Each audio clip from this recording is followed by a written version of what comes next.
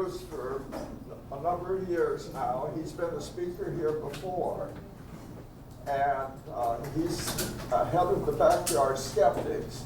And he also puts on the Logical conference, where he gets some really good speakers on a variety of free thought topics. And so he's doing a lot of good work in this area. And let's give Bruce Gleason a warm welcome. Thank you. All right. I really enjoy speaking because I just think I have a lot of information to give. I've done a lot of research on the woo, and I hope it doesn't make anybody too woozy here. Just okay, pun on words. A little bit about me. My profession, I'm a conference video coordinator. I got a couple comments like, oh, the video's up already. Well, this is what I do. I have big screens and lights and sound systems and cameras, and been doing it for a long time, so that's what I do. I'm also an amateur biblical scholar and absolutely amateur philosopher. Founder of Backyard Skeptics. It's the largest skeptics group, and I should mention scientific skeptics group, not the conspiracy skeptics group, which is at opposite ends of the spectrum. We have over 1,500 people in about 4 different meetups, and we have probably 3 to 4 events every week. Director of Logical, like Dave mentioned. Logical is a scientific skeptics conference, and I'm going to define scientific skepticism a little bit later. And also the Free Thought Conference, which is coming up in almost exactly 2 months in Lakewood, right up the street.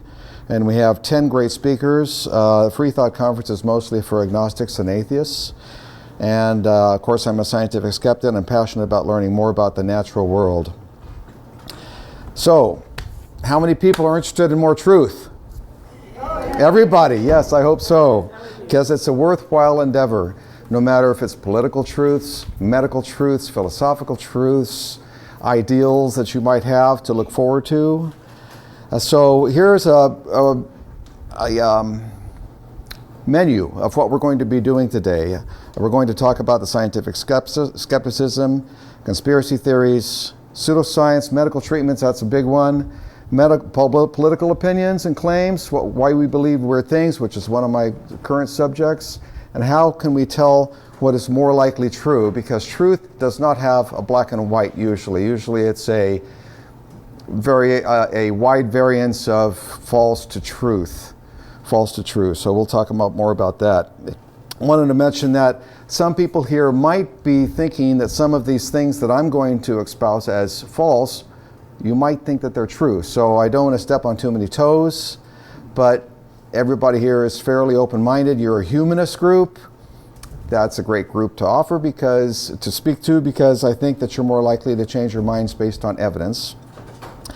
So what is woo-woo? And I'm not going to be repeating all of the slides, so this one is important.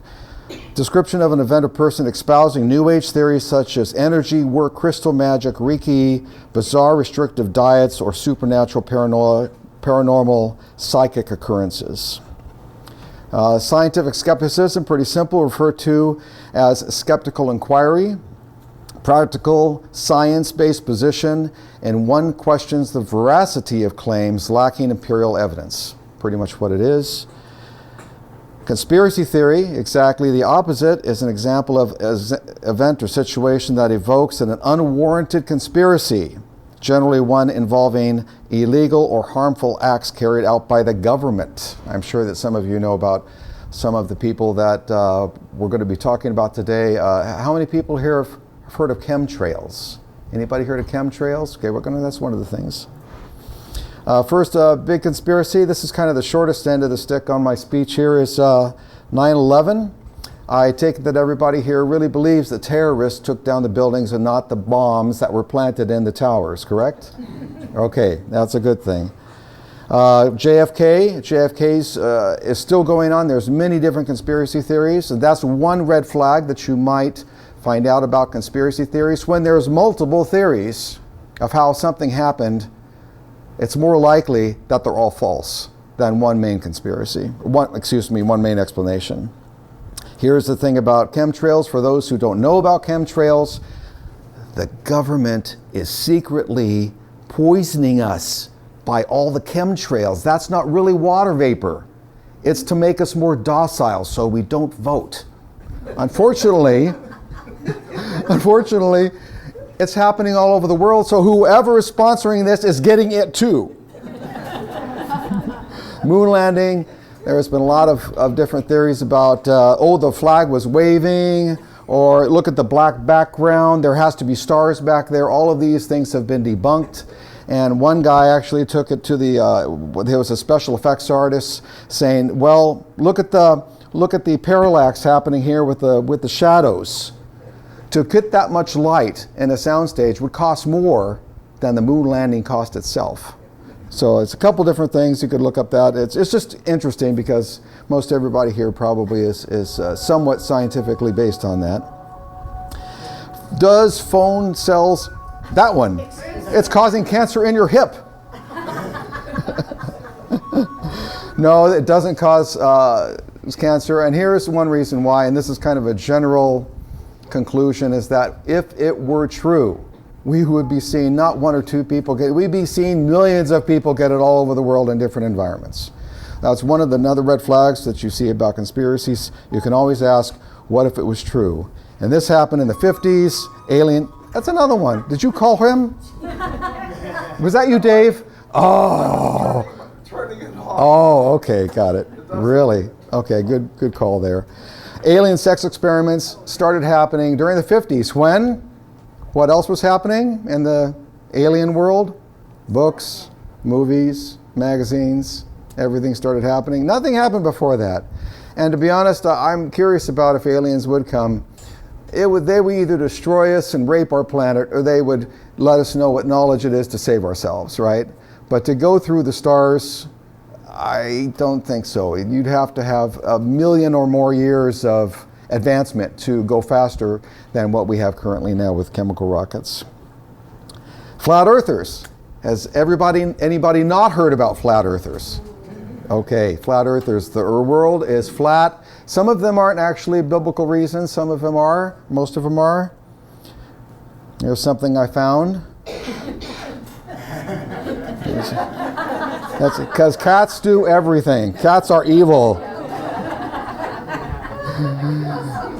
What else would be true if conspiracy theories were true? Secrets would be kept by thousands of people, credible evidence would be indisputable, and major or possible multiple inquiries would be conducted. I touched on that before. So that's one. Several more things about conspiracy theories. Why do people believe? And this gets into psychology and even evolutionary psychology, meaning how that we think based on the surviving races, the surviving animals, even hominids back to 5 million years ago, behaved. Their DNA is in us. And we make decisions partly because of our DNA. I know it's kind of hard to grasp around that, but we don't have free will in certain instances.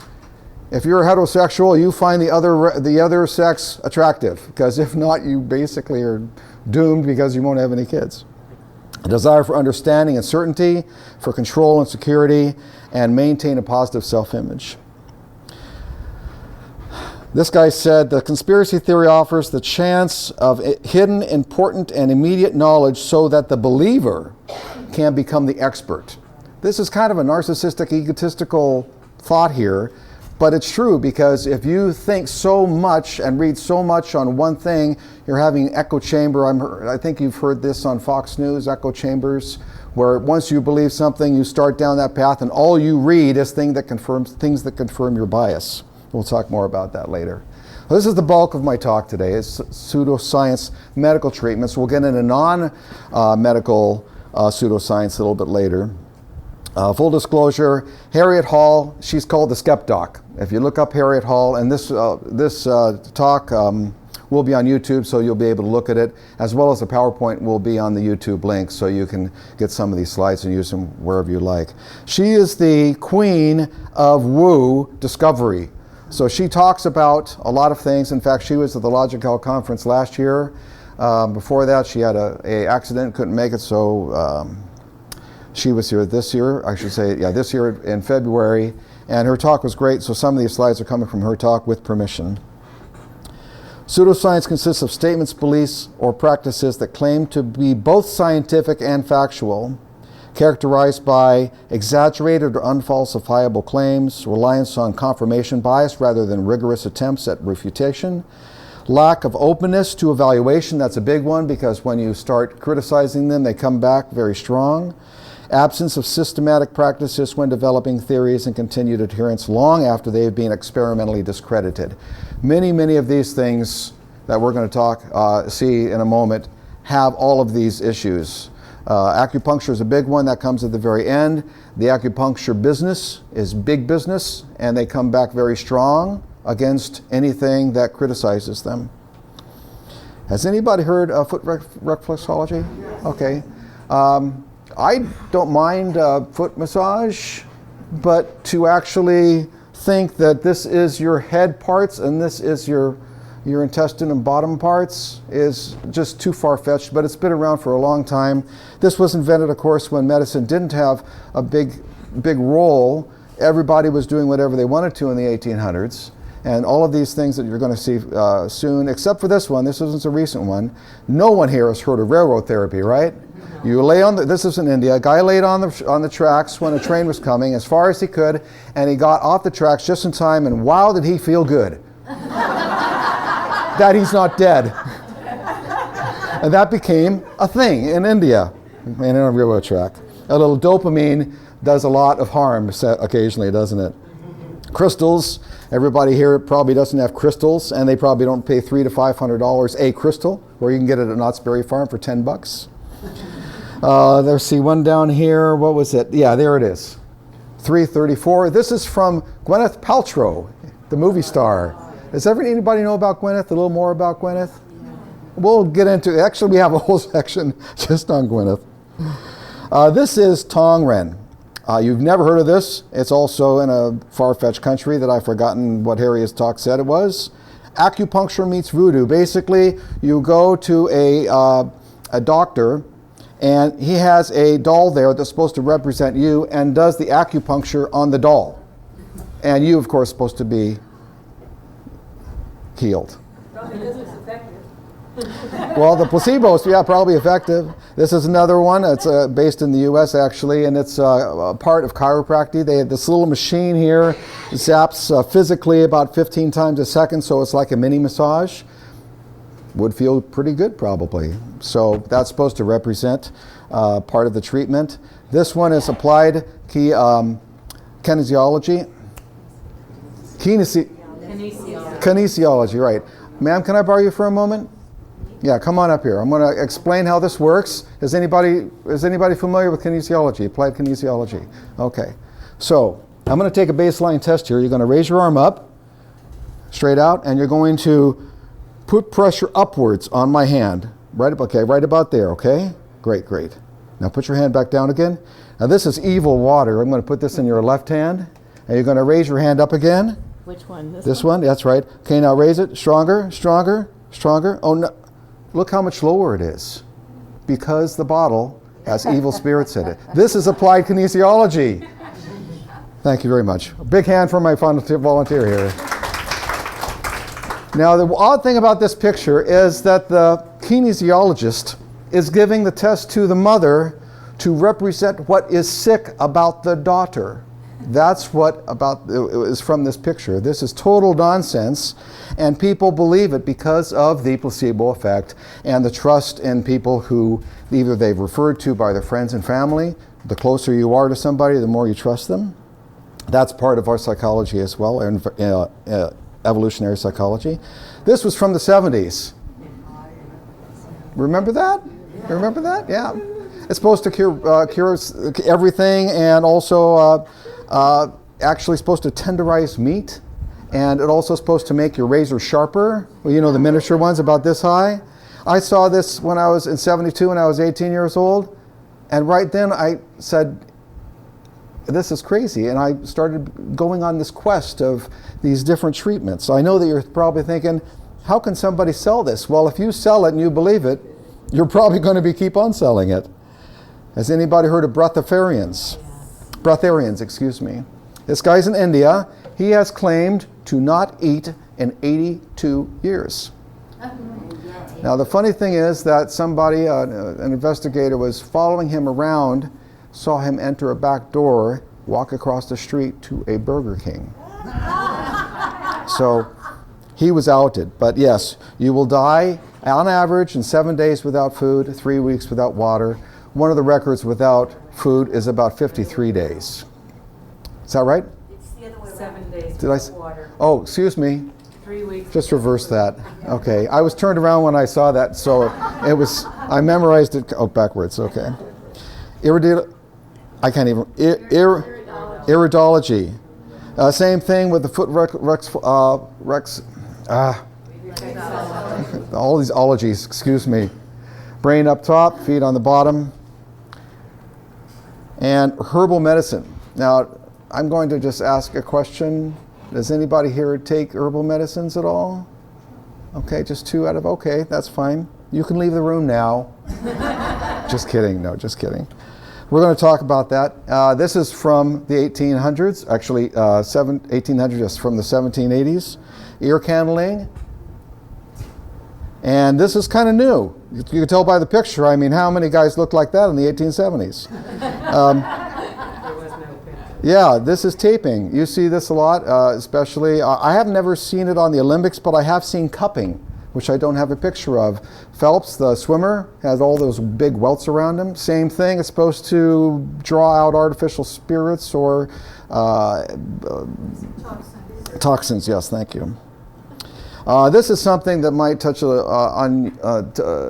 step on a couple toes here. All of these oils are supposedly good for you. It turns out that they're not so good, especially if you have any type of heart condition or if you're building up plaque or calcium in your heart. There are a lot of studies on this. A lot of people say cannabis oil. I went to an actual humanist group in, I think it was Philadelphia 4 years ago, and I videotaped the American Atheists and the American Humanists for conferences for YouTube, so you can see all my work on that. But there was a representative claiming that cannabis oil cured a friend of hers cancer, and it was a replacement speaker. It wasn't a standard speaker. And wow, she got some criticism during the Q&A. And while she was speaking, I looked up on the Skeptic's Guide to the Universe and Science-Based Medicine. By the way, it's a great website. I'll list it later. Science-Based Medicine. If you want to find out what's true, just type in cannabis oil. And yes, some people do get cured of cancer spontaneously. It's less than 0.5% from all cancers.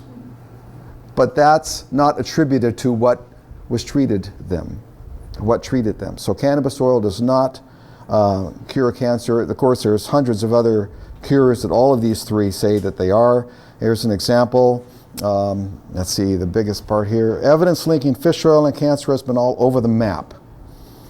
Research suggests diets high in fatty fish oil supplements might reduce the risk of certain cancers, including prostate cancer. Others, research shows that it's just the opposite. And this is another red flag. If you read studies, and studies can be 10 people with one doctor and one statistician, you cannot rely on small populations. You dig back to the original study, not just a report from some science nerd or from Science magazine, but the original study and see what the population is. If it's less than 100, forget it.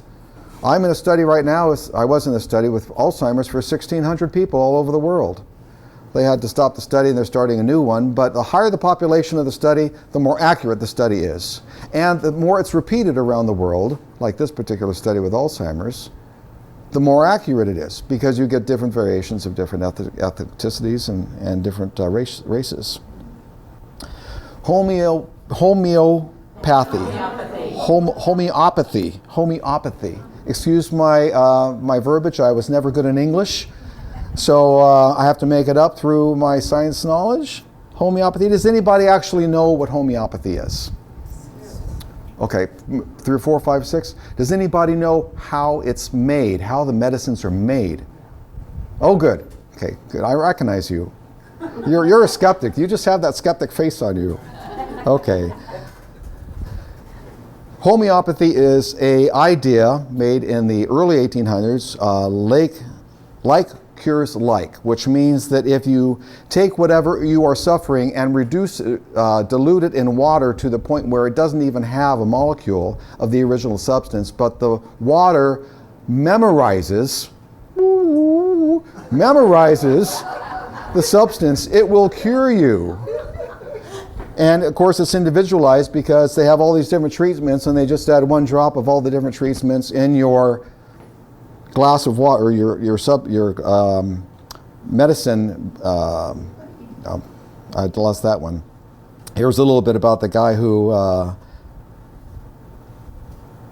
became delusional with the brutal and senseless treatment methods. Of course, during that time, they were brutal. They were bloodletting people, and that was a barbershop. Does anybody know the white and the blue and red barbershop? That's where it came from, is the bloodletting? Interesting. Law of similars is what homeopathy is about. States that remedies can cure a disease if it produces in a healthy person symptoms similar to those of the disease. So it's like, cures like. And this is extremely, I'm going to skip that one. This is how it works. Let's say you're suffering from something to do with sulfur. Well, they'll take the sulfur and they add it to the original substance with, water or alcohol, and they'll put it in, and then one drop into here, one drop into here, one drop into here. And so what becomes is so diluted that there's not one thing of the one atom or one molecule of the original substance. And oddly enough, since the water memorizes more, it will get more powerful the more it's diluted. This supposedly is the most powerful. And one professor said that you'd have to have water the radius of the Earth's orbit around the sun of water to have one molecule in it at this particular level. So that's a kind of interesting exaggeration. This does work, however.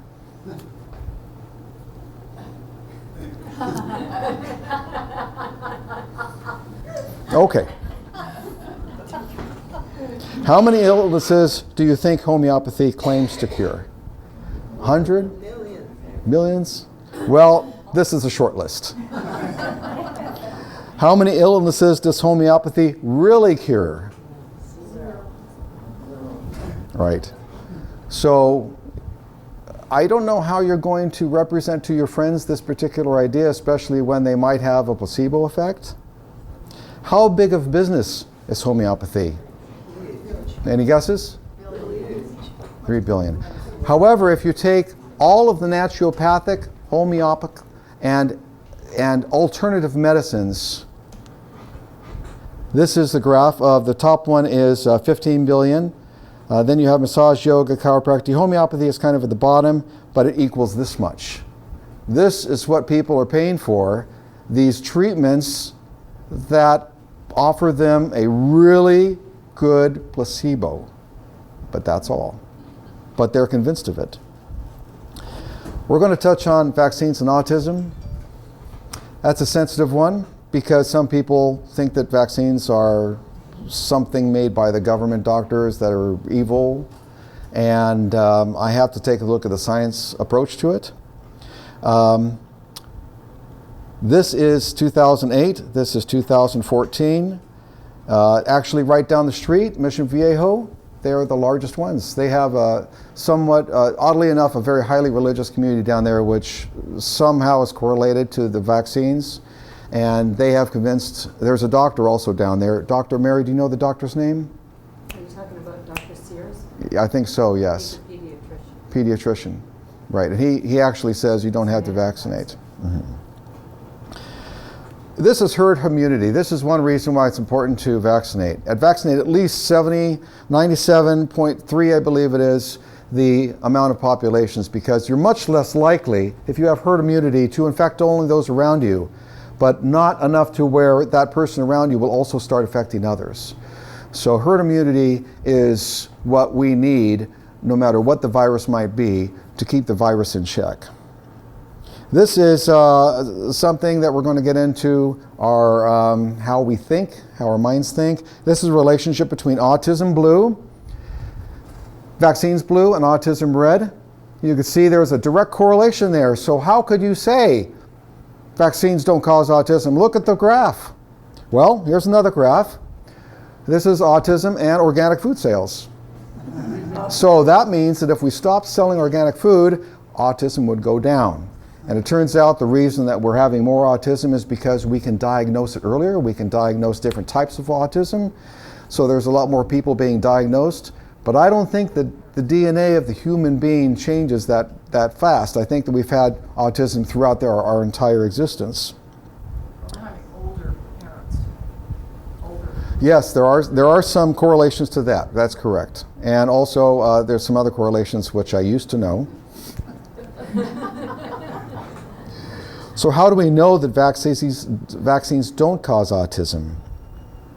And why don't people have their children vaccinated? This is the complaint or the idea that people have why they don't have their children vaccinated. Their kids are going to get sick. They haven't been researched enough, which is totally false. CDC is in cahoots with the vaccine companies. Totally false. U.S. is special. My kid won't get it. I can't sue the vaccine company, something I didn't know about, but I'm assuming that it would if it was government sponsored. And fear of the unknown, more on that later. And the cost is very, not that much. It's $100 for, I think, the 3 shots total of the mumps. Rubella. Mumps, measles, rubella. Right, mumps, measles, rubella. That's right. Thank you, Mary. By the way, Mary is a good friend of mine. She's also my fact checker for today. So thank you, Mary. Does anybody recognize these guys? Yes, I am. No, they're okay. Yeah, a movie star and an ex-playmate. I just got this off the internet. Yes, you should trust your movie star and your ex-playmate concerning the medicine that's giving to your kids. Andrew Wakefield, he's probably the most dangerous man in Britain. He's the person who thought of this anti-vax movement. He's now discredited from the medical profession in Britain, and his one opinion led to the decline in vaccination rates in many countries, rise in measles and mumps resulting in serious illness. But the biggest part is distrust of all vaccines and the reemergence of other previously controlled diseases. He still thinks that vaccines cause autism, so that the authority figures on a singular level can be wrong. In just 2006 and 7, US and the UK, there were 2,000 cases of measles in the UK. I think that's more than 10 times more than normal. That's more than the previous decade, a surplus of roughly 1,600 cases. Increase is blamed on parents reluctant to vaccinate their kids. In the US, measles reached worst levels over a decade, 131 cases, including 15 serious enough to be hospitalized. And this is a reservation in Montana.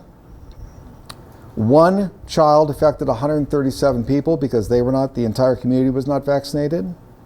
And finally in Jerusalem, there were, let's see, how many deaths here? 9 dead, it says. 200 measles cases.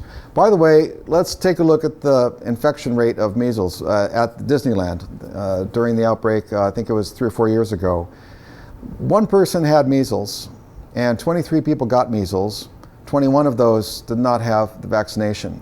But I'm thinking to myself, okay, if you touch something in Disneyland, you're going to have 1,000, 2,000, maybe 3,000 or more people touch that very spot during the day. I mean, kids are all over the place, adults are all over the place, right? Why did only 23 people get measles? It's a good question, because if 21 of them didn't get the measles vaccine, why didn't more people? There was more than 21 people that didn't get it.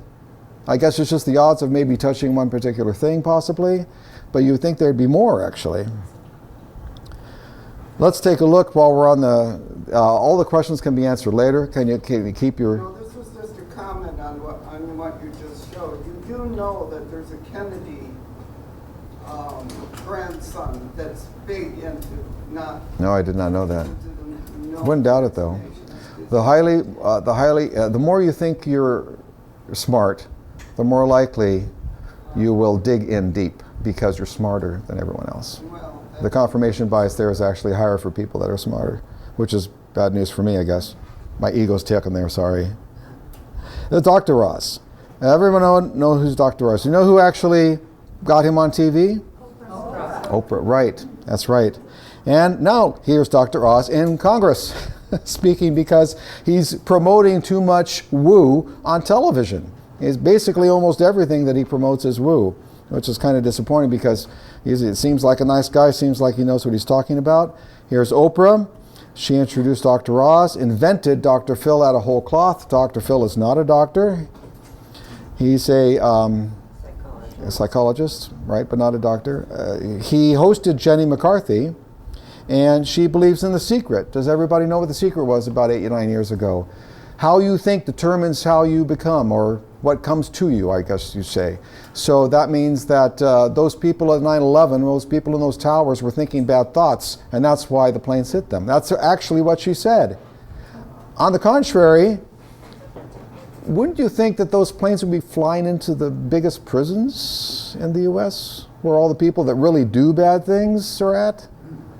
That would seem to be the case. Just a bunch of more woo, and she reached over 200 million viewers with these false messages on TV. Now, she says a lot of other things that are great, that are good, but it doesn't eliminate the perception that woo is true. This is Gwyneth. I spelt her name wrong so many times, with an E, with an I, it's a Y. Here's a couple of her items on sale on her websites. This is a vibrator, it's a healing pack. It's not a vibrator, but it's a healing pack, $200 a pack. Pine pollen for $55. Sex packets for $20. Floor exercise tracker, don't even know what that means. Tracker, I didn't really into it, $200. And vampire repellent, that's cheap, well, $28. More crystals, of course. And I'm just going to let you read this because I don't want to even say the words. Especially this one. You have to read them. $135. You have to read them, Bruce. Not everyone can read them. How what? Not everyone can read them. Can see that well. You have to read them? Okay. This is Nourishing Oil Cleanser.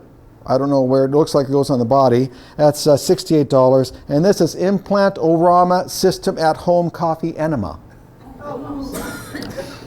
$135. And this is kind of a new thing she's just coming up with, placentia consumption. Yeah. And another thing, it's kind of on the sexy part, it's vagina stones. They're about the size of eggs. $66. What do you do with them? What was that? Where do I find them? What's the replacement for men, though? What would men do? They don't need Benoit balls, they have their own balls. That's right. What type of group is this, Dave? Naturopathy is the treatment for illness using diet, herb, exercises without using standard drugs. Also very dangerous. Also big time woo-woo. $15 billion worth. A naturopathic doctor is not a medical doctor. They cannot practice medicine in the United States, even if they have completed 4 years of graduate school from an accredited naturopathic medicine program. They are not either eligible to enter the United States medical licensing examination and hence not eligible for medical residencies. So it gives you one red flag there. Naturopathy attractive to people. Why is naturopathy attractive to people? Because they are stupid and wrong. No, just the opposite. Intelligent people make the same choices as not so much intelligent people. Like I said before, there's been many studies showing that the more intelligent you are, the more likely you're not going to change your mind based on evidence. So that's out of your mind. Distrust of real doctors and traditional medicine, that's actually the number one. Negative effects or on real treatments, this is really big, especially for cancer. It should be on, negative effects on real treatments. Sorry. If you go to this happened a lot during the 70s when chemotherapy was really horrible way to be treated. and you just couldn't take it, and you found a doctor that had a friend of theirs being cured of cancer, or a friend of a friend that was cured from cancer. And the reason also is that alternative medicine practitioners are very patient-focused. Real doctors are a little bit more clinical.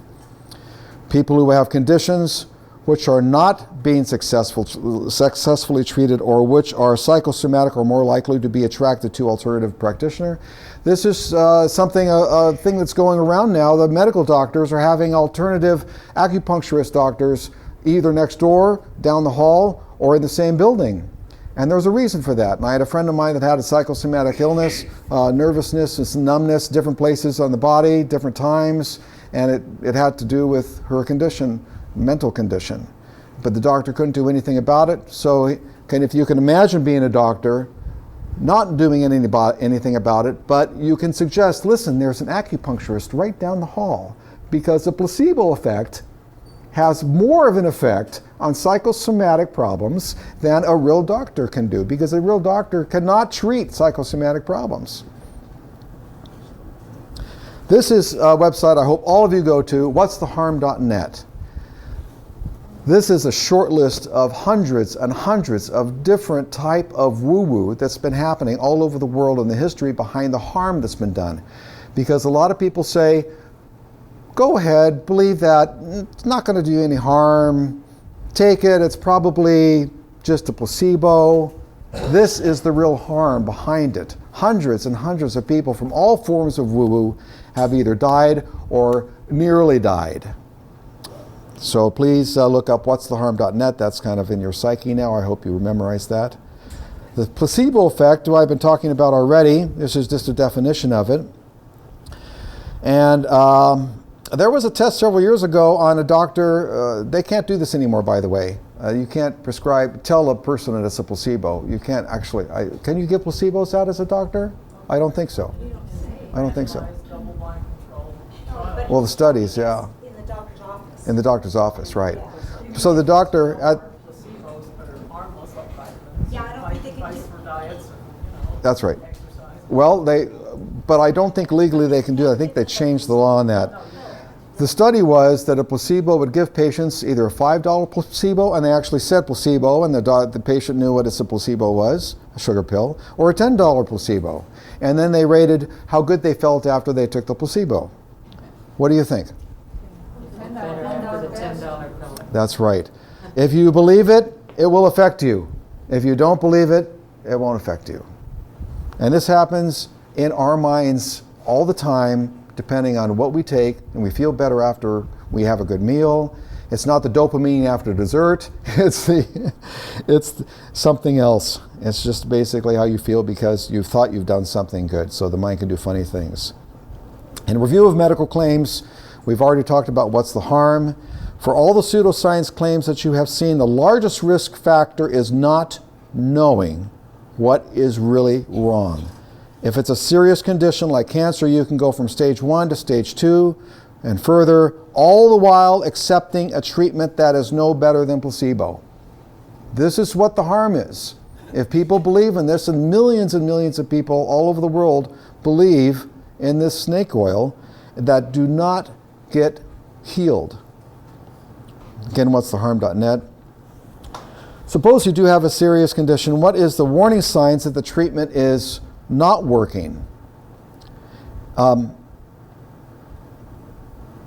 As the pain increases because the treatment is not working, the alternative medicine sometimes will say that's why it's working. You're getting pain, and that's the medicine working, even though it's a total placebo. It's exactly the opposite, and I'm trying to think of the empathy level of these doctors that would say something like that to protect their profession. It's imperative that we have trust in traditional medicine. Science-based studies show that alternative medicine is best a placebo, and at worst leads us down the path of self-destruction through confirmation bias. Marketing terms of all of these naturopathic medicines are complementary medicine, alternative medicines, and I spelt that wrong, sorry, functional medicines, and integrative. Did I lose an R there?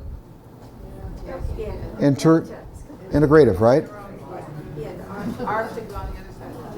Sorry about that. I'm a horrible speller, I admit. I'll admit that right off the bat. Let's take a look at non-medical pseudoscience claims.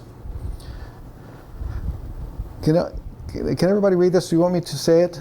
To say these things? Okay. Miracle treatments, supernatural powers, astrology, psychics, firewalking, gay conversion, prayers, astral projection, mental projection, dimensional awareness, empathy, mediumship, psychometry, telepathy, precognition, can't pronounce that one, barely can pronounce the astrological divination, can't pronounce it, numerology, and can't pronounce it. So all these things are pseudoscience claims of the supernatural. You might believe that some of these are true. Personally, I don't believe that any of them are true. This is one that I see on late night television. Does anybody recognize this miracle water? I think it's $38 a pint, blessed by Jesus. And it says that... Who knew? That's right. But not only it repairs damaged eyes, but they promise money. They promise that you will be getting money to pay off your debt. This is something that everybody wants, to pay off their mortgage and their debt. And this guy used to be a faith healer until he was exposed by this guy, James Randi, my hero. And where did he expose it on? Johnny Carson Show, 1978.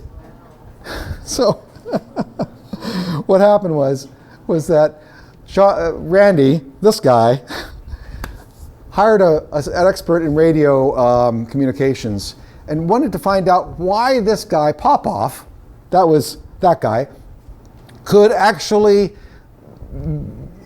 listen from God. And there's God, and you live at 829 First Street, and you have this particular disease, and you've had it for so long. How would he know that?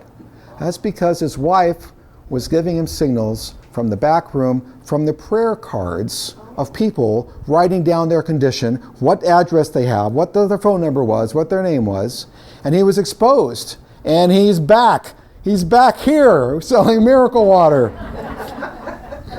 He was gone for a long time, even though he's exposed. And people still believe that what he would do is he would take people that didn't have crutches, but were walking kind of carefully, give them crutches, put them up on stage, throw away their crutches into the audience and say, "It's a miracle." This guy was pure evil, and he was getting millions and millions of dollars, and he still is getting millions and millions of dollars, $24 million in 2005 from Miracle Spring Water. So I want to go in that business. No, not really. So all of these different claims that people have about different things, there used to be, this is an old slide, this is an old slide, it was $1,000, and it went up over the years to $1 million. And James Randi would give you the phone number of the bank that had the $1 million in cash, in the bank, ready to go, just so you could have it after you prove that you have a supernatural ability, which would be any one of these things. If you had any precognition, clairvoyance, everybody know what clairvoyance is? You could see things at a distance. You could read minds, even dowsing, water dowsing. So I'm going to skip through this real quick. This was James Randi's convention. They have a similar one in Las Vegas. 3,000 people, 6 or 7 years in a row. Where's my videotaping thing? I videotaped most of these things in a business. And this conference was a 4-day conference with dozens of speakers and even more workshops where you can learn cold reading. Cold reading is when you go to a psychic and they don't know anything about you and they start saying things that are about you. And you can learn that at this conference called cold reading. Now, if you go to a psychic, fine for entertainment, I suggest you say nothing, except that you know what I'm thinking. You know what I'm thinking. If they're a psychic, they should know without any type of other communication. And try to be very stoic, especially when she starts asking you questions. Don't give a little wink or a nod or, anything. Stoic, and just see what happens. You'll get your $50 of entertainment because you're looking at somebody that's a scam artist. Now, some psychics, in fact, most of them, I believe, actually believe they have this. So I don't feel anything, what's the right word? Compunction? Say again? Compunction. Compunction. Compunction for them. I don't feel like they're actually purposely being a bad person. But some of them, maybe 1 out of 50, maybe 1 out of 100, is looking for that one person with money that will give them the money if they can contact their dead husband. Nobody would want to go ex-husband, right? Sorry. That won't work. Astrology. What do you think of astrology? It's lots of rubbish. We Leos aren't going to be fooled. Because 200 million other people will have the same day as you. Now again, I'm just repeating myself, tarot cards and psychics, some of these people are just doing it because that's their making a living. And that's fine if you just do it for entertainment. Has anybody here firewalked? Oh, you did too? Okay. Firewalking, is that a supernatural or what? 2,300 degree coals, bare feet, walking across it. This guy walked across it and then turned around and walked back. Why does this work? Well, you have to ask this guy because he explains it. And if you look on it on the web, the coals are, yes, they're hot, but there's ashes, you go fast. And some people actually do get their feet burned, but it's not serious. So it's not any supernatural. Who was the wellness coach? Tall guy. Tim Robbins. Big firewalker. Tony Robbins. Yes, big firewalker. Great speaker. Supposedly he had some supernatural guidance from another country that he went to. The Sedona Vortex. Anybody been to Sedona, Arizona? Yeah. Did you feel anything? No. Well, yeah, it's great. It's beautiful. I mean, everywhere you go, it's beautiful. But scientifically, there is nothing that can be seen. Now, there might be something that science hasn't discovered yet. That would be very rare. I gave the example of that if you're talking about energy particles. God is not, just a new energy that we haven't discovered yet. Totally possible. But the Large Hadron Collider produces 200 million collisions every second for the past 7 years, besides the time it was broken down. 7 years, 200 million times a second. They've pretty much got it down. In fact, Lawrence Krauss says that this might be the end of physics because they're doing all this research, and the last thing is dark matter and dark energy. They're that close to dark matter. Dark energy is going to be a little different. It's actually called energy, but it's not energy. It's the expansion of the universe. Can you explain what the vortexes are? Oh, yes. I have no clue. Not a frickin' clue. But it's supposed to be magnetic areas of the Earth. There's 8 of them, 4 in the upper hemisphere and 4 in the lower ones. In equal areas, some of them are in the middle of the ocean. But don't know. It's supposed to make you feel good. I went on a Jeep tour there. It was kind of exciting, though, if you ever go there. And has anybody ever heard of gay therapy? Yes, Okay. First year of medical school, in the 3rd semester, we had a class on shocking gay men. And then turning off the shock and showing a picture of a naked female. That's right. They show them a man and they show them a female. Did it work? It was done by Charles Socrates. Excellent. I want to talk to you later.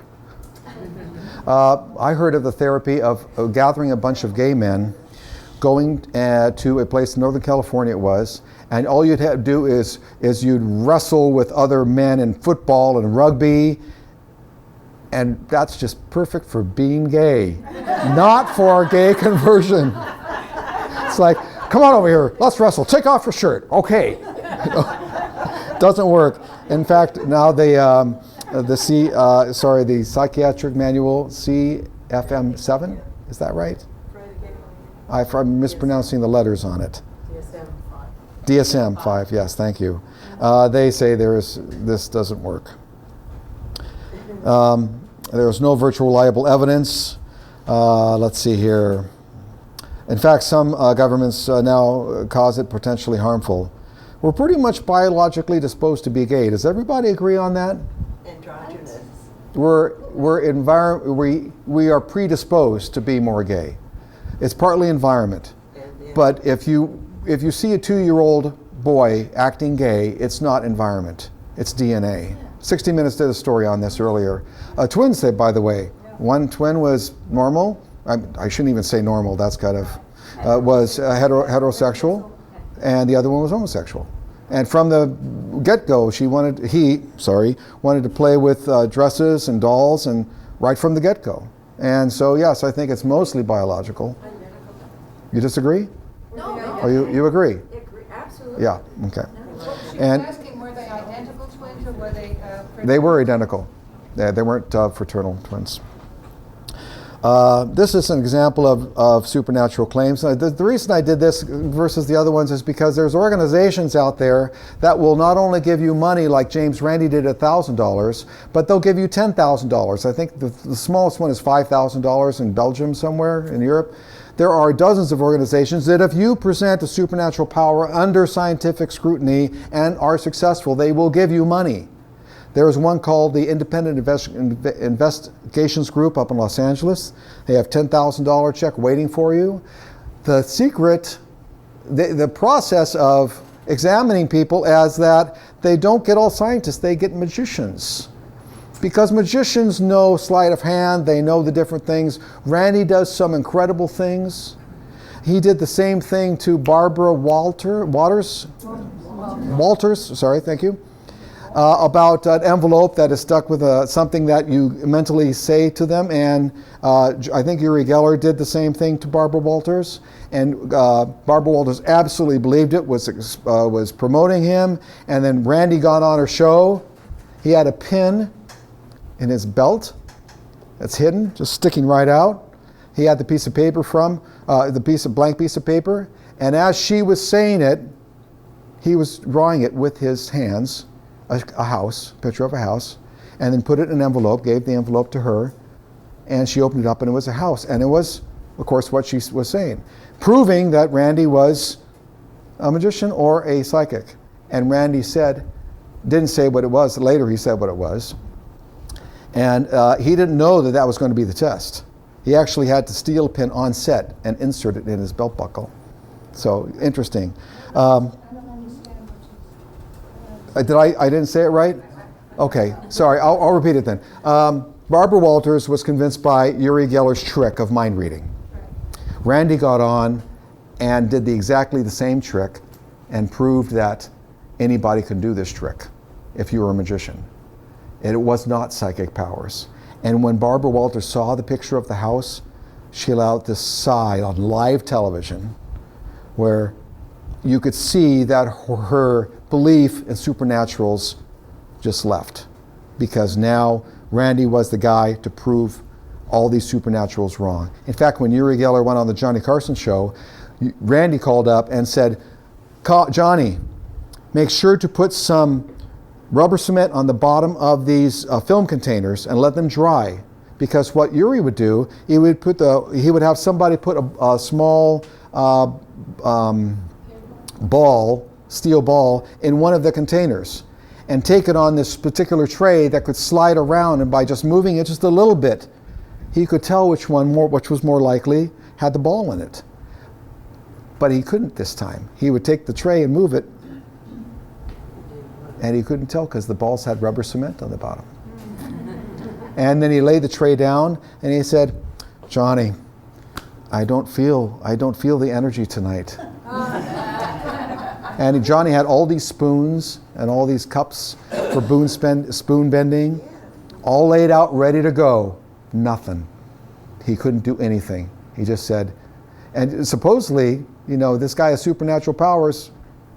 What is it waiting for him to come up? The whole thing just looked like a total farce. Sorry if I didn't explain that very carefully. I jump ahead occasionally in my head. So this is the investigations group. With a dowsing taste. It's failed. They took him out to the parking lot. Some magicians were there too. They put 10 buckets around him. One had water. And one of the things is that these people set up their own test. Oh, I can do this, no problem. I can detect water 30, 40, 50 feet underground. Now I'm going to detect water 5 feet from the ground. Oh, nothing, easy. I'm going to get $10,000, right? He got 2 out of 10 tries right. That's actually better than average. 1 out of 10 would be, over a period of time, would be what you would expect. But he did not get the $10,000. And if you actually add up all of the different money that you're going to be getting if you display a supernatural power, you'd be getting over $1 million. Even though the $1 million challenge from Randy is off the table now, you'd still be getting close to $1 million from all the other groups that are giving you money. And this is scientific people that want to know if there was any chance of anybody having a supernatural. I really want to know. Is there somebody, 1 out of 7 billion people, that is special? No, there are no supernatural powers. That's what I believe now. And it's only because of the years of studying. Oh, excuse me, it was 50,000. I said 10,000, that's probably how it started. Most people who inquire about our challenge do not end up being tested, usually because they will not agree to the protocols designed in the test. Of those who have completed a test, not one has yet demonstrated any paranormal powers. Okay, this is a big one. GMOs, let's look at that. There's a movie I just watched called Food Evolution. It's going to be on Netflix soon, but right now it's only paid for private parties. I had a Backyard Skeptics, Food Evolution. It explains what GMOs are. How many people here, does anybody here know what the scientific description of what GMOs are? Give me your best shot. Genetically modified organisms. That's right. But there's many different types of way you can modify GMOs. A GMO is an organism whose genetic material has been altered. Did I say orgasm? Yes. I did? Yes. Excuse me. Bye. I think I have one of those vaginal stones somewhere. Whew. Okay. Who has been altered by using genetic engineering techniques.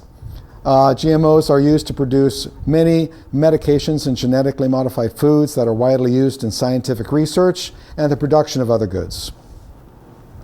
There are no genetic organisms, GMOs, that have fish DNA going into food DNA. I'll tell you that right now. There is a scientific consensus that is currently available food derived from GM crops poses no greater risk to human health than conventional food, but that is GM foods needs to be tested on a case-by-case basis. Nevertheless, members of the public are much less likely than scientists to perceive GMO foods are safe. Now, this is another red flag. Why are scientists saying GMO foods are safe when they're the ones that are testing it? If you have a group of people from many organizations testing something that they themselves say, it's okay, I use it every day, are they safe? Well, not 100%, but maybe close to 100%. More likely, we're on that scale now. No reports of ill effects have ever been proven in the human population, although labeling of GMO products in the marketplace is required in many countries and is outlawed in some countries as well. It is not required in the United States, and there was no distinction between GMO and non-GMO foods that is recognized by the US FDA. Over 70% of foods are grocery foods, and this is some of the DNAs, the GMOs. It's very hard, unless you live on a farm eating your own plants, to not have a GMO. A GMO is usually one small nucleotide, sometimes 2 or 3. A nucleotide is a C and an A or a T and a G. That's it. That's one nucleotide. And one of those changes can produce different things in plants and animals. So it's very little. It's not a whole DNA packet of this green tomato going into this papaya. It's one part of the green tomato that goes, green pepper, that goes into papaya that saved it. Just one very, very small part saved it in Hawaii. The benefits are they use less pesticides, and this is totally opposite than what people think. They think that they use more pesticides. They use less pesticides, and there's 18 different pesticides currently on the market. They use the one that's least harmful to the environment. Mary, do you know that one? I didn't write it down. No, well, it's the active ingredient in Roundup. It's better texture and flavor, conserves water, soil, and energy, better food yields. That's very important for the upcoming explosion in population that we're going to have. Nutrition, longer shelf life. Animals and plants are more resistant to disease. I didn't know that animals were as well, but plants, we know that now from the Roundup. Able to add vitamins in plants in areas that need them. I don't have a slide on it, but there's several countries in Africa where their vitamin A deficiency is causing children to go blind. So they modified this golden rice to have extra vitamin A. And Africa has outlawed, nearly every African country has outlawed GMOs because of this fear. So this is something that a non-scientific consensus among the populace is affecting their own children. And here's the answer right here.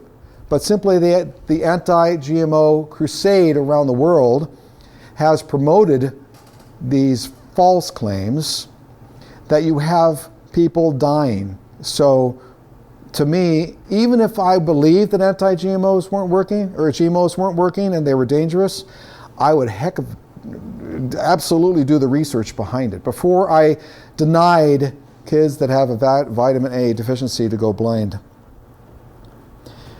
Mistrust of big business is why people are concerned about GMOs. Mistrust of government organizations, mistrust of scientists, concerned over the unknown, that's probably the biggest one. Lack of control over the food we eat. So I could see if you're involved in a community that is anti-GMO and you don't have the knowledge base to see the other side, I could see why people believe this. You do not get this in here. There have been experiments with some DNA from a fish, which they can artificially make and not call it from a fish, into tomatoes. That is not in tomatoes now. That was just an experiment that happened, actually. A more specific defined type of GMO is transgenic organism. Something about that word. Organism. Organism. This is an organism whose genetic makeup has been altered by the addition of genetic material from an unrelated organism. This is why people are afraid. They're afraid, and I went to a young earth Christian, conservative Christian, what are they called? Calvary Chapel, a convention I went to. Boy, that was painful, I'm sorry. And they were putting pictures of mouse with big human ears on them. And they were explaining how science has gone wrong when this was an ear that they were trying to do an experiment on mice to grow in the lab for other people that have lost their ears. He didn't mention that part. He just mentioned the anti-science part. So some religious component of society is actually promoting non-science, or the anti-science. The bottom line is GMOs are used, small bit of DNA insertion. Humans have been using GMOs for thousands of years. They're just natural GMOs by selection, but they're much slower. We can get 1 to 2 crops. We need more food for future production populations. And what would happen if GMOs were harmful? This is another red flag. We would be seeing evidence all over the world that GMOs, compared to non-GMOs, would cause harm to millions of people. And we don't see that, so it's a big red flag for that particular concept. This is the last segment. I hope you're enjoying it so far. How am I doing? Good. Okay, good. All right. Everybody wants a little bit of truth. My next conference will be at Christian College, and no, I'm just bullshitting you, sorry. Political truths. This is harder because it's not science-based. You can get opinions with science. I'm really interested at this particular time and this particular time in our political history why people are going more left and going more right. And there's a reason for that. Can anybody just tell me what they think it is, just with 1 or 2 words? I know you have it on your mind. Fox News. Fox News. Okay, so the media, conservative media. Anything else? People feeling powerless. Less powerful, yes. Don't have a handle Less on concerned. anything. They're just- What about the distraction element? If you introduce distraction in any opinions in a population, you start dividing people right off the bat. And our president is a master at distraction. Right?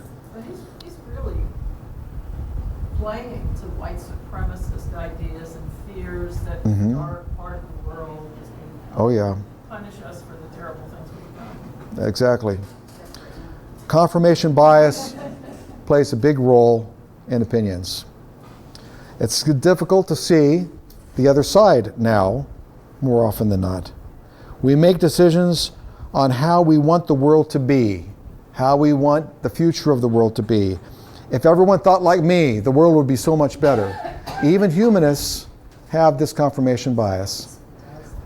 Humanists have more empathy than conservatives. Liberals have more empathy than conservatives, and it's that empathy gene that drives the left to help people. I can tell you a little bit more about that, but I don't want to get in trouble. How can we tell what is more likely true in political news? This is complicated, but I'll give you the lowdown. The vertical axis represents how many sources you have. The left is the left, liberal. The right is conservative, right. So if you have a lot of good sources and you're centric, you have the most amount of probable truth. Now these reports can be wrong, but when you have multiple organizations in the media saying the same thing with different reporters, you're more likely to have the truth on that particular issue. If you have very few sources, like one, Breitbart News, InfoWars, making shit up, one or two people making shit up, you're much less likely to have the truth. And there's also the liberal news with only one or two. Addicting Info, Natural News, Report, something David Wolf Report. I have not listened to these guys, so I don't have any anecdotal information on those, personal experience. But you can see the major group of news people are right here. I'm a little surprised that CNN was down here, because CNN, it's neutral left and right, but it just doesn't have that many reports that are confirmed from multiple sources. So did I say multiple reporters? I meant multiple sources from multiple reporters. Mainstream skews conservative, liberal, hyper-partisan, and conservative, utter garbage. Conspiracy theories are over here. And the same thing on the left, right over here. So when you see anything from NPR and BBC, and they're reporting the same thing with different reporters, sources, getting information from different sources, my mistake, it's more likely to be true. Does everybody kind of get this? It's for simple idea, right? What that means is that if you are looking at these particular news items, they're going to be more likely true than either one of these left or right items, because they have more sources behind them. And they're reporting the same thing. This report will never match this report. What's underneath the New York Times? In the middle. In the middle? New York Times, ABC, NBC News, AP, and Reuters. Okay, thank you. This is The Guardian, Slate, The Wall Street Journal, the Financial Times, The Hill. Great in-depth sources of news. And this is also complexity. You have much complex news. The Wall Street Journal, wow, that's a heavy newspaper. That is really for intellectuals. I mean, it's really great stuff. Analytical, meets high standards. Basic, and then sensational or clickbait. You know what clickbait is? You see a story pop up on your internet. That's clickbait. You don't know if it's real or not. I was going to ask you something. How did you or whoever it was that drew up this? You can go to media, liberal, conservative, graph, and there's several graphs like this. Some of them are drawn up from other organizations as well, but they all represent these fairly in the same position. That's another truth. If you have other organizations that are doing the same thing in different ways, different operations, and they come up with the same results, it's more likely true than if just one did it. Because my experience with CNN and MSNBC, which I've been watching for some time, is that they're terribly biased, as is Fox. Mm-hmm. Well, where's MSNBC? That's left, right here. But the nice thing is, like Maddow. Maddow's my favorite program. She quotes other sources. It's not her that's giving the source. She quotes multiple sources. You know, when she goes blah, blah, blah, and all those different news sources come up from different places, she's quoting different sources. That's a part of telling what is true, more true or not. I think she's More very like- clever and very intelligent, but I don't hear her wanting to take on anybody and that's what frustrates me about a lot of these things. Mhm. That there's no direct conversation between these two opposing viewpoints. That's right. She doesn't have she does occasionally have conservatives on her show. That's another nice thing. If you only have conservatives, like Fox very rarely has liberals, and vice versa, that's another red flag. But it's a confirmation bias. I believe that Maddow is putting out good news. That's my confirmation bias, and I accept it. So occasionally I'll go over to Fox. The thing about Fox is they have more panels than actually news reporting, and the panels are just pundits. They have opinions. I don't want opinions. I want news that reflects me directly. They're all writing books too. And there's a lot of liberal pundits too, of course. I'm not going to go either way. This topic is why people do the things and think the way they do. This is what's inspirational about this topic that I'm talking about today. It's not necessarily about what I'm talking about, but it's how we think of what we see. Think of what I'm talking about. Does that make sense? Maddow says you can't get a lot of conservatives on her show. Oh, well.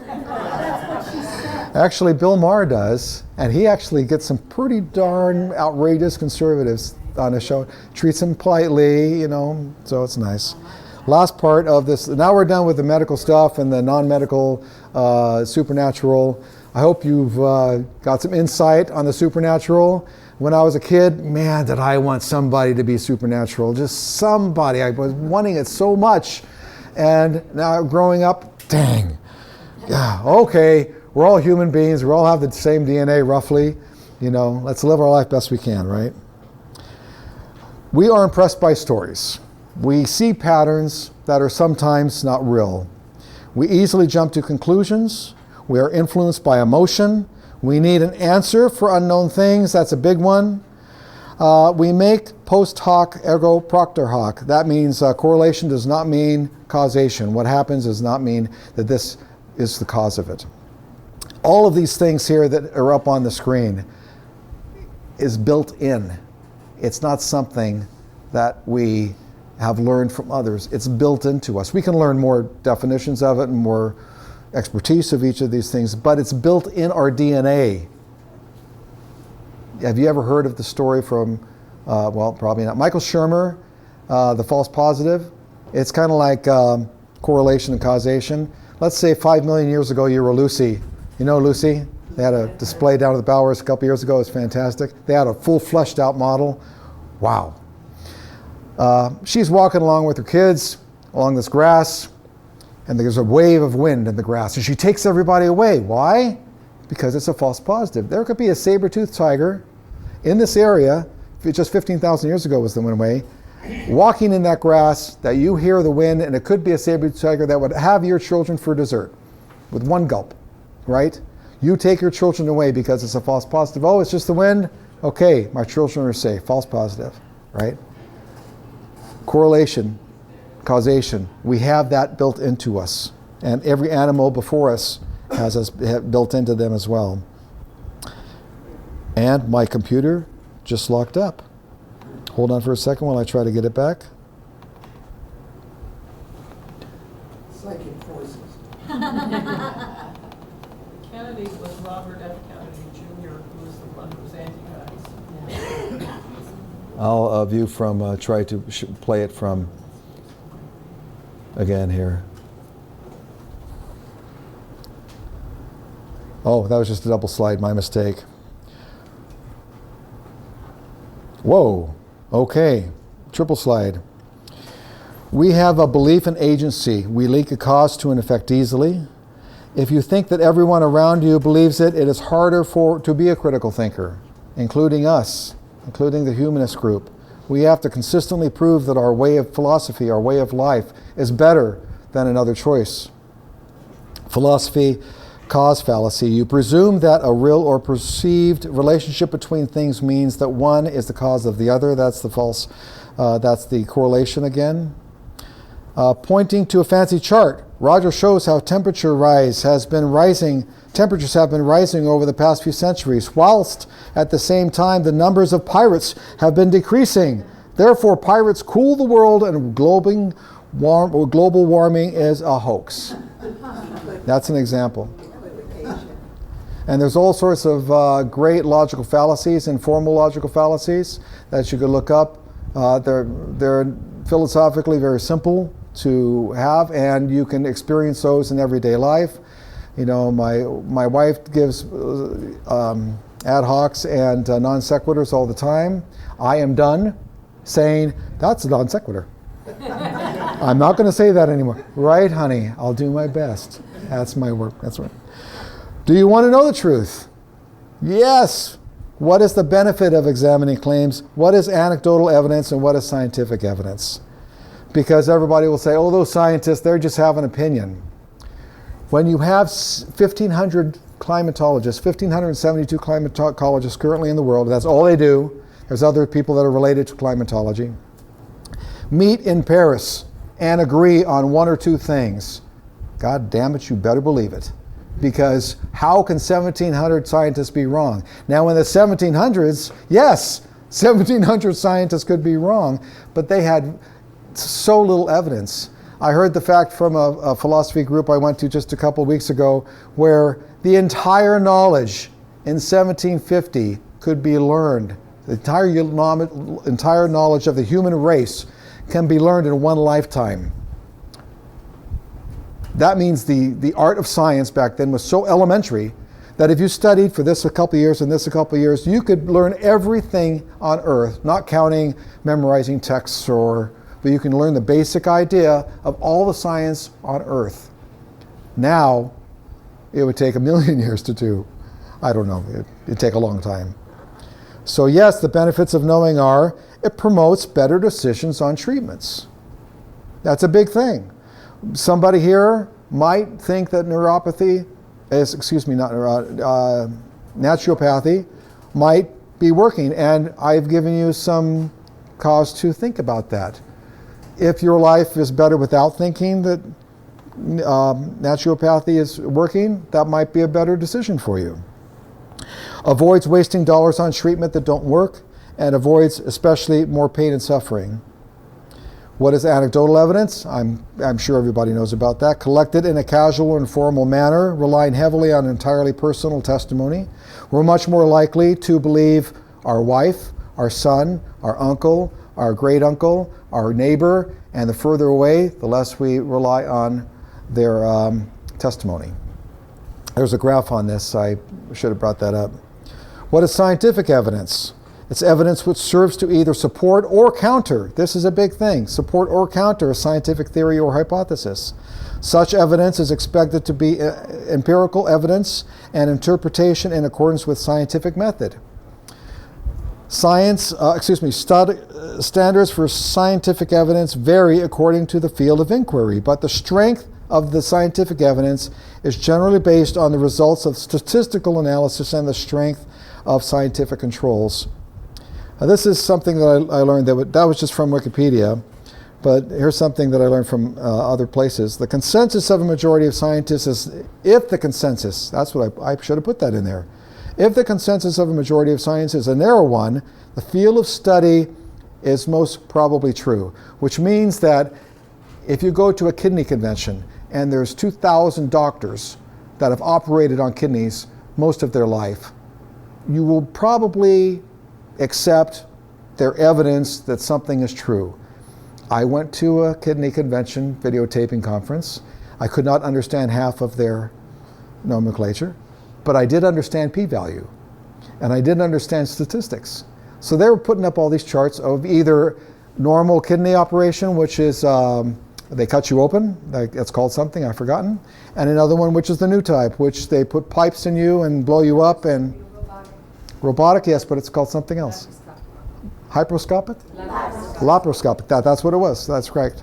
And they were measuring the pros and cons of these new items in the 60s, or excuse me, when, how do you pronounce it again? I'm sorry. Laparoscopic.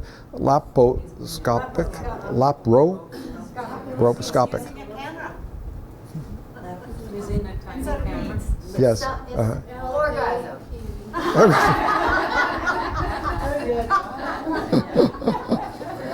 I'm sure glad this isn't a Republican mothers group, you know. I videotaped one of those guys. Oh man, they were dead. Okay.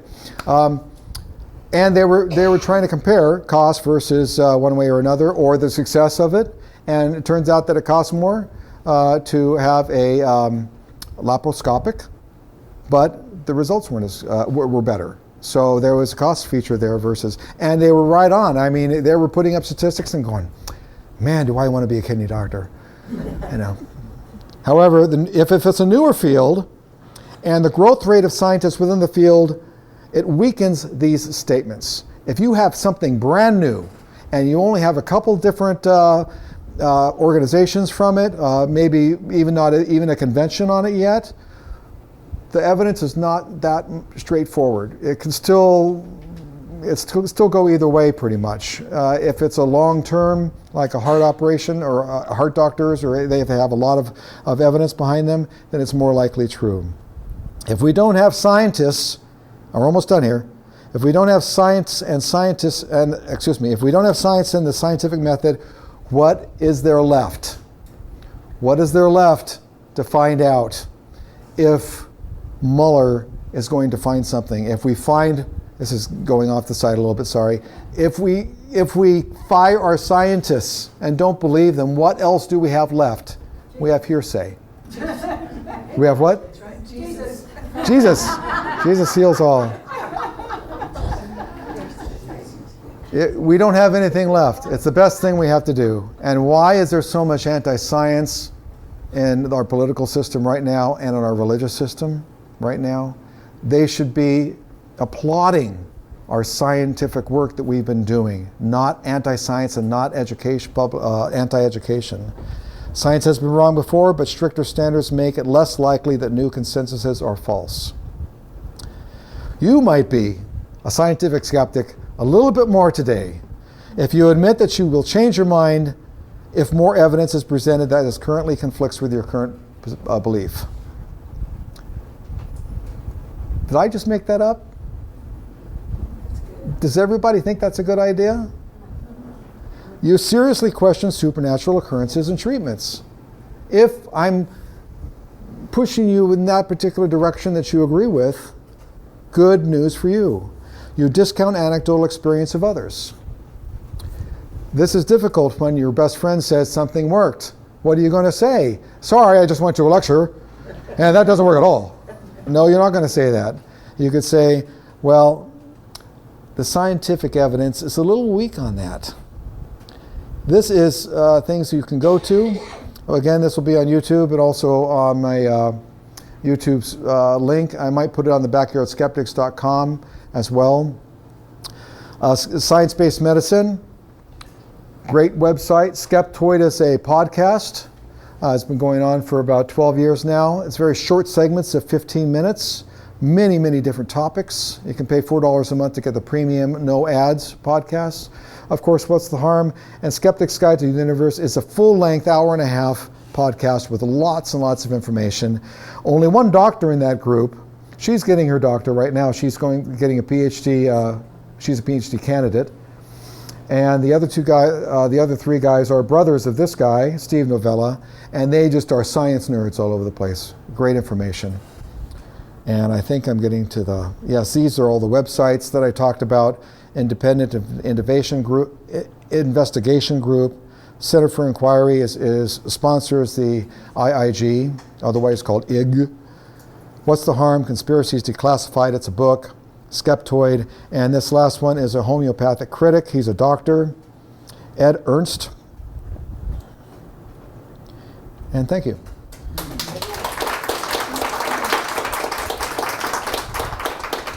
Okay. Now we have Q&A. Dave, is that right? Let's have one or two questions here. Oh, Beverly? I have a question about shouldn't we have some more skepticism toward the research? Think of the Tobacco Institute research. Think of how many studies are sponsored by drug companies.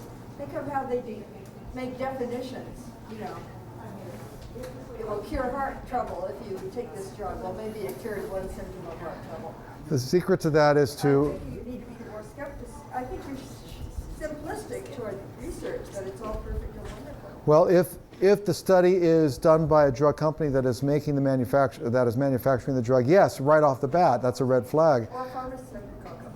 Right, but if you have to look at their record as well. If you look up the company that is doing the organization that's doing the study, and that's all they do for all the drugs from one company, that's another red flag. If they offer a service for that company with a lot of other pharmaceuticals, that's less of a red flag, but still, if you get 2 or 3 companies, especially foreign countries like from Europe or from, well, not so much from China, mostly from Europe, Australia maybe, New Zealand, that might also bolster a particular claim of a drug. But it's very difficult to show that some drug it's very difficult to show if the study is true. How true is it? They were very wrong in the past with the drug that pregnant mothers were having children with shortened arms, mostly in South America.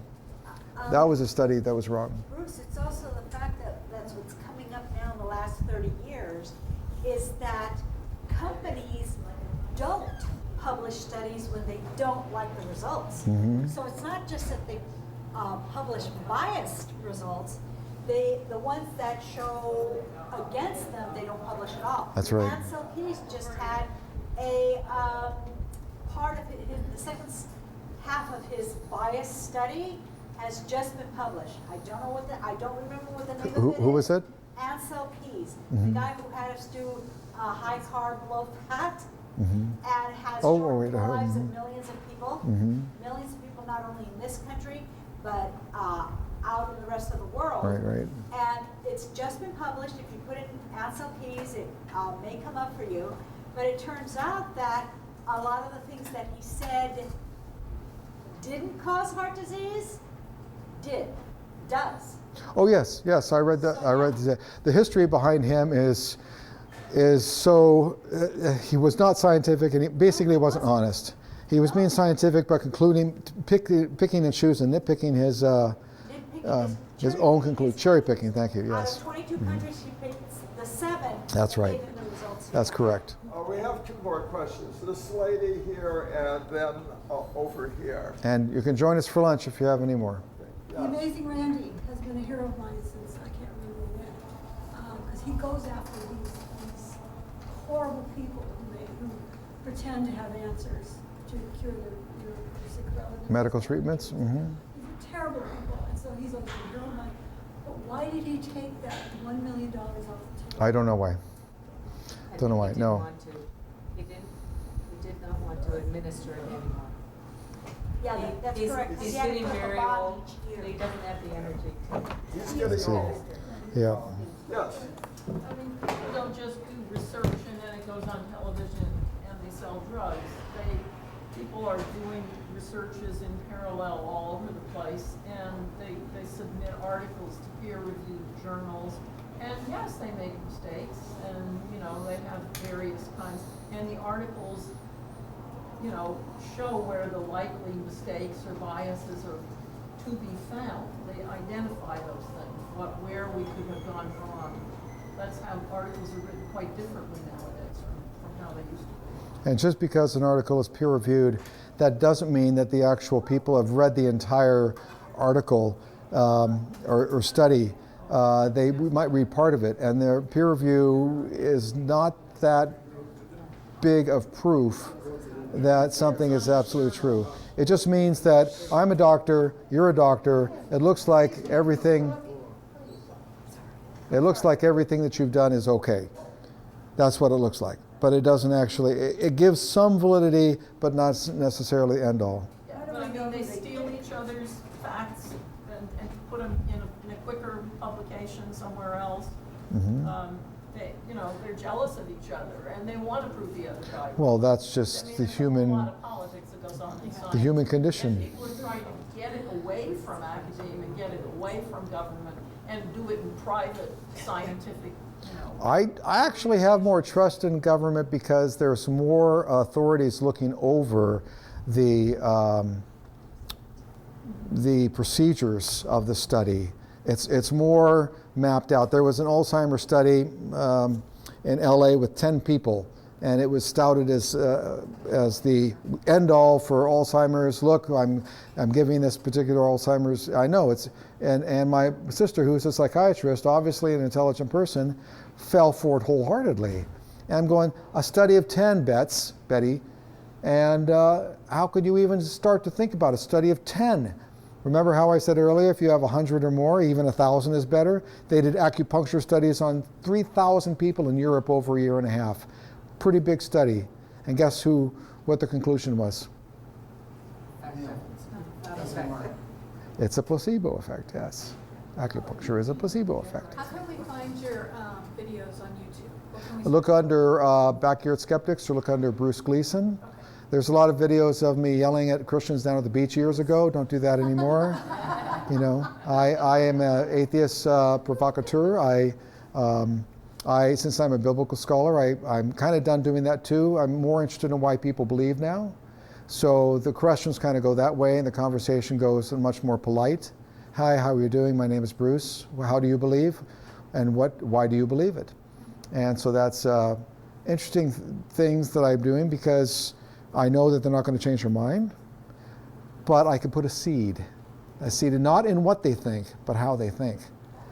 So that's more important, and most of all, if you can admit you'll be wrong, you're a better person, because you're not going to be that hardcore liberal, that hardcore conservatist, hardcore anything without more evidence. So if you can say I could be wrong on anything. I give an example. Is there a God? Well, I don't think so, but I could be wrong. How much could you be wrong? How about 1 grain of sand in the beaches of the world? But I'm still admitting there's a chance. Thank you very much.